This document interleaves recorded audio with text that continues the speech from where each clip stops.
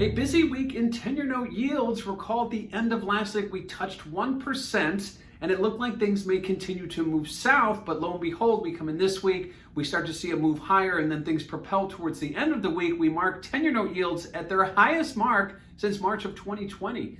While at the same time, we see 2-year note yields on Friday trade to their lowest. They're matched their all-time low set back in May. So we're seeing that 2s, 10s yield curve steepen pretty significantly to levels not seen since early 2017. So after the flattening of the yield curve way back in 2020, now things are starting to normalize. We're seeing that positively sloped curve typically means economic expansion is expected on the way, along with inflation. So at this point, we'll have to wait and see. But seeing that 2s, 10s steepen out to its widest in almost 4 years. Looking at market volatility, well, market volatility had been bid as yields were rising. We had seen a correlation between the two. Higher yields meant higher vols. But as we got towards the end of the week and we got through the employment data, which wasn't as positive as expected, we started to see volatility go down. So it was that buildup of volatility prior to the event.